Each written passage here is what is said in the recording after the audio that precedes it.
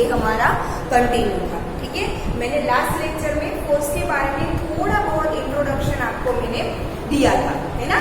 ठीक है, मैंने आपको ये बताया था कि कोई भी, देखो चैप्टर 1 में हमने देखा था कि ऑब्जेक्ट मोशन करता है, देखा था वो मोशन के ऊपर से हमने देखा था distance, displacement, speed, velocity, acceleration, फिर हमने सर्कुलर मोशन देखा था।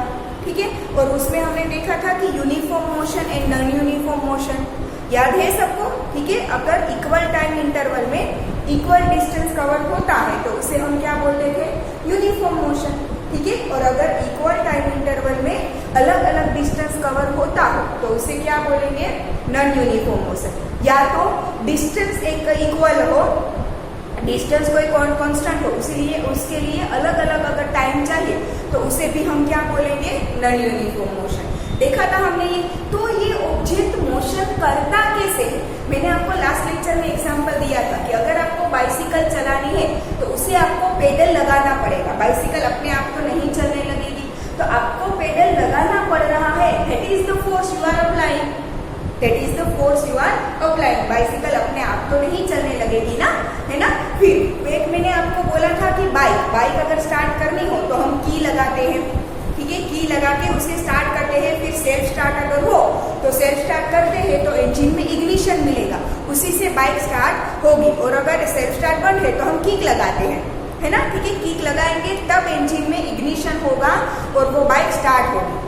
ठीक है, फिर उसे हम क्या करेंगे, एक्सीलरेशन देंगे तब वो बाइक आगे जाएगी। मतलब कि हम इग्निशन के फॉर्म में वहां पे फोर्स अप्लाई कर रहे हैं, तभी तो बाइक स्टार्ट होगी ना। ठीक है, फिर मैंने और एक आपको एग्जांपल दिया था कि अगर क्रिकेट का बॉल ग्राउंड में पड़ा है तो वो अपने आप आगे जाने लगेगा नहीं।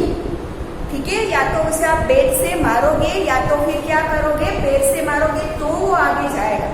फुटबॉल का बॉल होता है, वो ग्राउंड में ऐसी जगह रखा है तो गोल हो जाएगा नेट में जाके, नहीं, उसे आपको पैर से किक देनी पड़ेगी तब वो बॉल आगे जाएगा ना। ठीक है, तो कोई चीज मैंने कल और एक एग्जांपल मैंने आपको दिया था कि सपोज कि यहाँ पे कोई टेबल पड़ा है तो मुझे उसे दूर अगर मुझे ले जाना है तो मैं उसे क्या करूंगी, पुश करूंगी, धक्का दूंगी, या तो नजदीक लाना है तो पुल करूंगी, खींचूंगी। ठीक है ना। तो फोर्स हम कौन से फॉर्म में अप्लाई करते हैं, पुश करते हैं, पुल करते हैं, या तो हीट करते हैं। ठीक है, तो ये फोर्स हम अप्लाई करते हैं। और दूसरी चीज क्या है कि कोई भी चीज को मोशन में लाने के लिए आपको उसे फोर्स अप्लाई करना पड़ेगा। ठीक है, तो जब ये सारी चीजें फाइंड हुई कि मोशन क्या है, फोर्स क्या है, तब फोर्स के बारे में किसी को पता नहीं था। तो लोग ये सोचते थे कि अगर मैंने एक बॉल को यहाँ से जाने दिया है तो वो कंटिन्यू मूव करता रहेगा, क्योंकि तब फोर्स के बारे में किसी को पता नहीं था। तो वो लोग क्या सोचते थे कि अगर यहाँ पे कोई क्रिकेट का बॉल पड़ा है, उसे पैर से मारा तो वो अपनी मोशन कंटिन्यू चालू रखेगा, कभी भी रुकेगा नहीं। पर ऐसा नहीं होता। आपने देखा है कि अगर हम बॉल को किक मारे, मतलब कि बॉल को थोड़ा सा धक्का दे, हिट करे, तो बॉल थोड़े दूर जाके रुक जाता है। वो क्यों होता है, हमने तो यहाँ से हिट दी तो उसके हिसाब से तो बॉल आगे जाना ही चाहिए।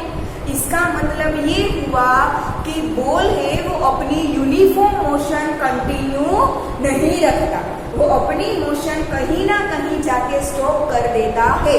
तो ये होता क्यों है, तब क्योंकि फोर्स के बारे में तब जब ये फोर्स के बारे में फाइंड हुआ बिफोर 300, 400, 500 ईयर्स अगो, इतने साल हो गए, बिफोर 300 और 400 ईयर्स अगो, ये किसी को फोर्स के बारे में पता नहीं था। तो तब ये लोग ये सोचते थे कि ऐसा होता क्यों है। ठीक है, तो उन लोगों ने फिर धीरे धीरे फोर्स के बारे में फाइंड करना शुरू किया और ऐसा उन लोगों ने कंक्लूजन निकाला कि हम फोर्स को देख नहीं सकते, हम सिर्फ फोर्स की इफेक्ट को देख सकते हैं, हम फोर्स को नहीं देख सकते। देखो सपोज कि यहाँ पे कोई टेबल पड़ा है, मैं उसे धक्का देके आगे भेज रही हूँ, तो मेरी बॉडी में से उसे जो धक्का लगा वो फोर्स है, पर वो फोर्स आपको दिखाई नहीं देगा, मुझे भी खुद नहीं दिखाई देगा। ठीक है ना, मैं उसे धक्का दे रही हूँ, वो आपको दिखेगा क्योंकि वो फोर्स की क्या है, इफेक्ट है। धक्का लगा, टेबल आगे गया, वो फोर्स की क्या हुई, इफेक्ट हुई। पर मेरी बॉडी में से टेबल को जो फोर्स अप्लाई हुआ वो फोर्स नहीं देख सकते। ठीक है। तो ये पुश के फॉर्म में था, पुल। टेबल को मैंने आगे खींचा तो मेरी बॉडी में से मैंने जो आगे खींचने के लिए फोर्स अप्लाई किया वो फोर्स नहीं दिखेगा, पर वो फोर्स की इफेक्ट से टेबल जो आगे आया वो दिखेगा। वो फोर्स की क्या है? इफेक्ट है। तो हम फोर्स नहीं देख सकते, बट फोर्स की इफेक्ट को we can see the effect of force, we can not see the force. Clear? तो ये है थोड़ा फोर्स का कंसेप्ट। ठीक है। अब जैसे uniform and non uniform motion थी ना, वैसे ही बैलेंस्ड एंड अनबैलेंस्ड फोर्सेस होते हैं। क्या होते हैं? Balanced and unbalanced forces.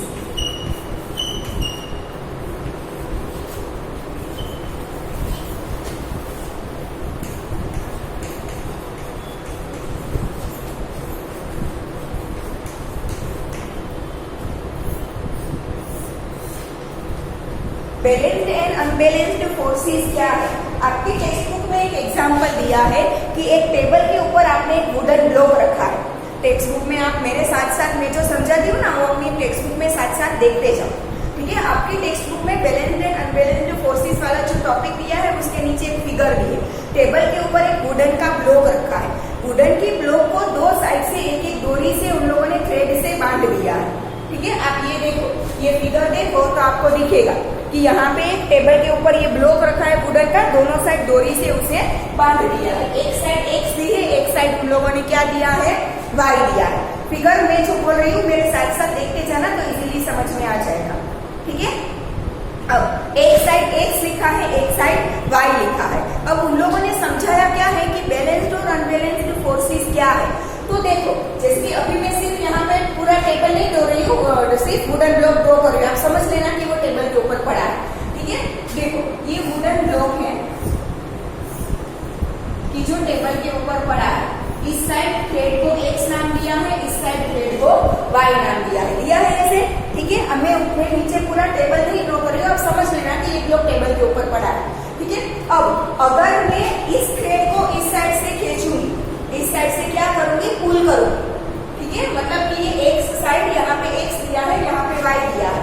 अगर साइड एक्स से, डायरेक्शन एक्स से अगर मैं इस थ्रेड को पुल करूंगी, इस तरफ में क्या करूंगी? उसे खींचूंगी, ड्रैग करूंगी, तो ये ब्लॉक इस तरफ आ जाएगा ना। ठीक है। और अगर इस तरफ से ना पुल करूं और मैं ये तरफ का थ्रेड जो वाई है उसे पुल करूं तो क्या आ जाएगा? ब्लॉक इस तरफ आ जाएगा। मैं इस साइड से नहीं पुल कर रही हूँ, सिर्फ यहाँ से पुल कर रही हूँ, तो ब्लॉक इस तरफ मूव करेगा ना। ठीक है। और अगर मैं यहाँ से ना पुल करूँ और सिर्फ इस साइड एक्स से पुल करूँ तो ब्लॉक इस तरफ आ जाएगा।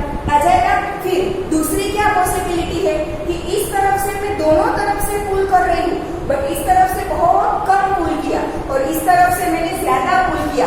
सपोज कि ये वुडन ब्लॉक है, ये डस्टर क्या है? वुडन ब्लॉक है। यहाँ पे आपने दो थ्रेड लगाए थे, ऐसा समझ लो। ठीक है। इस तरफ साइड एक्स है, इस तरफ साइड वाई है, इसे ही समझ लो। ठीक है। ये साइड एक्स है, ये साइड वाई है। इस तरफ से मैं थोड़ा थोड़ा खींच रही हूँ, पर इस तरफ से मैं ज्यादा खींचू। ठीक है। दोनों में से कोई एक डायरेक्शन में थोड़ा सा कम खींचू, पुल करो, और दूसरी तरफ से ज्यादा पुल करो, तो जिस तरफ से मैंने ज्यादा पुल किया होगा ब्लॉक उस साइड मूव करेगा। जैसे कि सपोज कि ये देखो, इस तरफ मैं थोड़ा थोड़ा पुल कर रही हूँ, इस तरफ ये डायरेक्शन में मैं थोड़ा थोड़ा पुल कर रही हूँ। बस ये डायरेक्शन में मैं ज्यादा पुल करूंगी तो ब्लॉक इस तरफ जाएगा ना। ठीक है। इस तरफ मैंने जो थोड़ा सा फोर्स दिया था उसे वो नेग्लेक्ट करके अपनी तरफ खींच लेगा। आया समझ में? ठीक है। अब मैं क्या कर रही हूँ? इस तरफ से थोड़ा थोड़ा खींच रही हूँ, ऐसे धीरे धीरे धीरे धीरे। इस तरफ से मैं क्या कर रही हूँ? धीरे धीरे धीरे खींच रही हूँ। पर अगर मैं इस तरफ से ज्यादा खींच लूँ तो ब्लॉक इस तरफ जाएगा। आया समझ में? ठीक है। तो इसे बोलते हैं अनबैलेंस्ड फोर्स। क्या बोलते हैं इसे?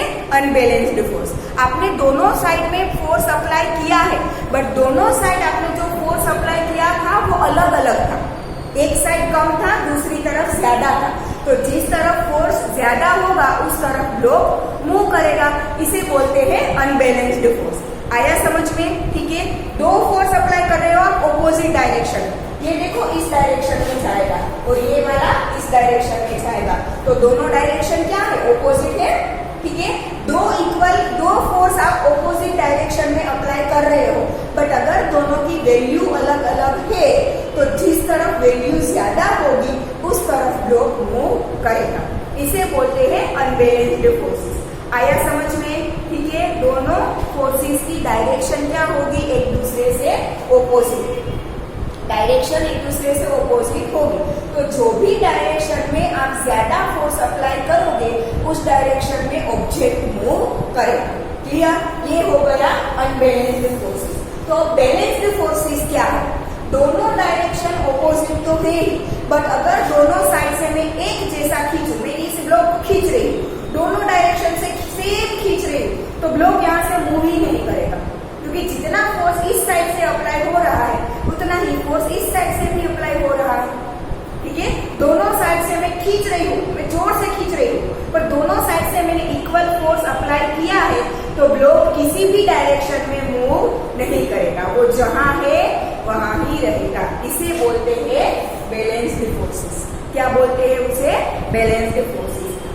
Forces applied in equal value but in opposite direction, they are known as balanced forces.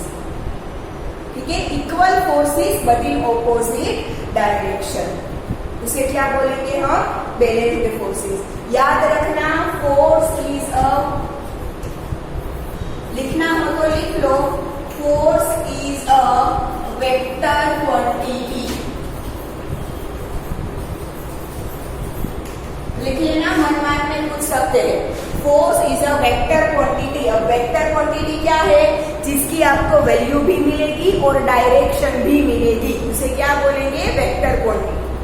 ठीक है, जिसकी सिर्फ वैल्यू मिल सकती है उसे बोलेंगे स्केलर क्वांटिटी, बट जिसकी वैल्यू और डायरेक्शन दोनों चीजें मिलती हो उसे क्या बोलेंगे? वेक्टर। एंड वैल्यू मतलब मैग्नीट्यूड, वैल्यू का मतलब क्या होता है? मैग्नीट्यूड। तो जो भी क्वांटिटी की आपको मैग्नीट्यूड एंड डायरेक्शन दोनों मिलता हो उसे बोलेंगे वेक्टर क्वांटिटी, और जो क्वांटिटी का ओनली मैग्नीट्यूड मिलता हो उसे बोलेंगे स्केलर क्वांटिटी। जैसे कि स्पीड, स्पीड का ओनली मैग्नीट्यूड ही मिलता है, उसकी कोई डायरेक्शन नहीं होती, तो स्पीड क्या है?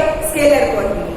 स्पीड क्या है? Scalar quantity. But velocity, velocity की मैग्नीट्यूड भी होती है और वेलोसिटी की डायरेक्शन भी होती है, तो वेलोसिटी क्या है? Vector quantity. उसी तरह से फोर्स का हमें मैग्नीट्यूड भी मिलेगा और डायरेक्शन भी मिलेगा।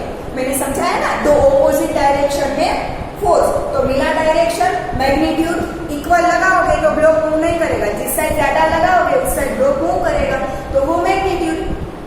क्लियर? तो फोर्स का मैग्नीट्यूड एंड डायरेक्शन दोनों मिलता है, तो force is a vector quantity.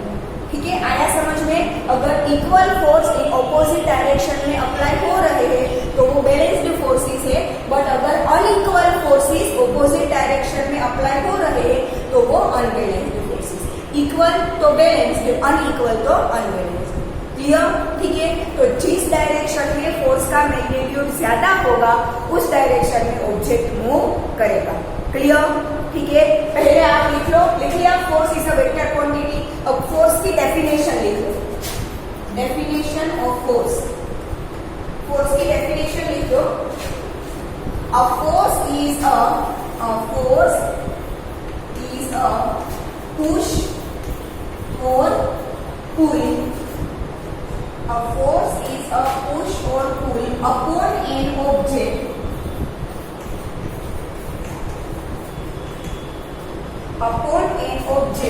resulting from the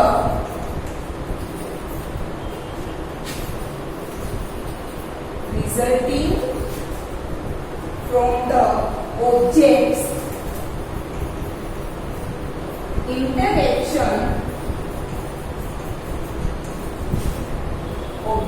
interaction with another object.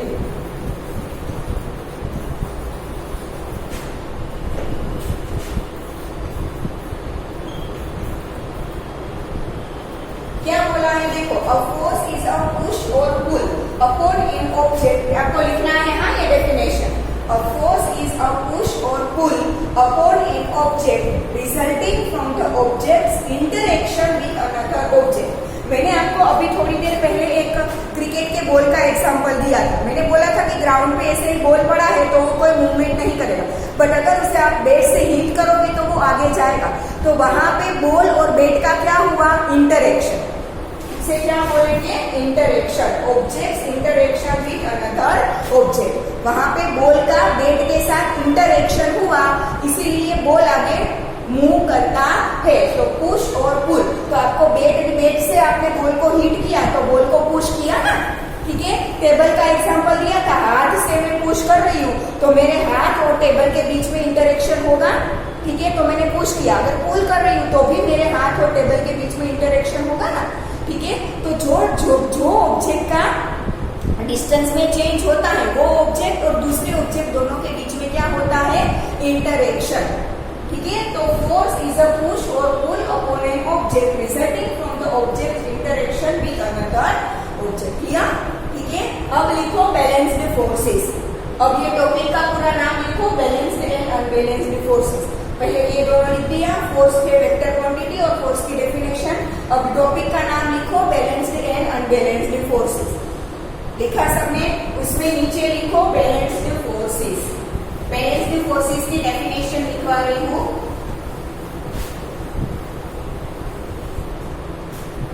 लिखो बैलेंस्ड फोर्सेस। बैलेंस्ड फोर्सेस की डेफिनेशन लिखो। If two equal forces, if two equal forces are applied on an object in opposite directions,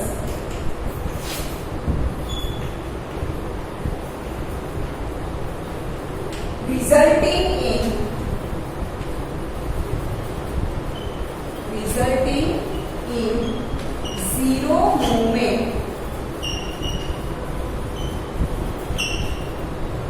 are known as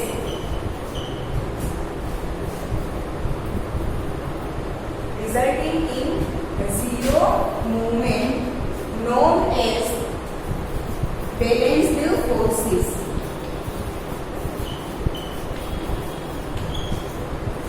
If two equal forces are applied on an object in opposite directions, resulting in zero movement known as balanced forces. ठीक है, लिख लो ये सब balanced forces की definition।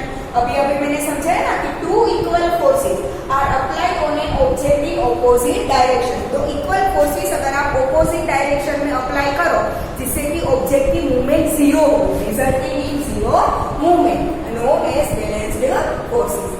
ये दो equal forces अगर आप ऑपोजिट डायरेक्शन में अप्लाई करो जिससे ऑब्जेक्ट की मूवमेंट जीरो हो तो उसे क्या बोलेंगे, बैलेंस्ड फोर्सेस। लिख लिया सबने ये डेफिनेशन बैलेंस्ड फोर्सेस की। अब लिखो unbalanced forces.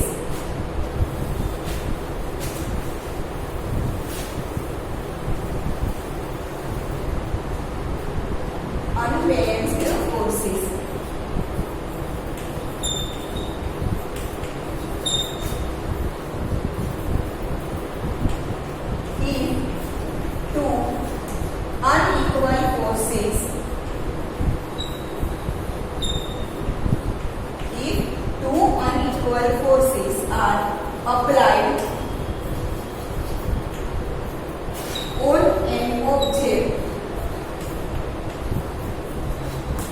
applied on an object, resulting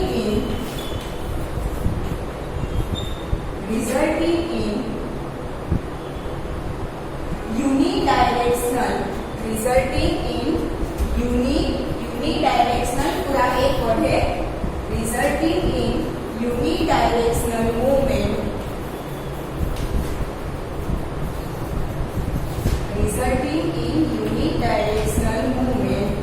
of the object known as unbalanced forces.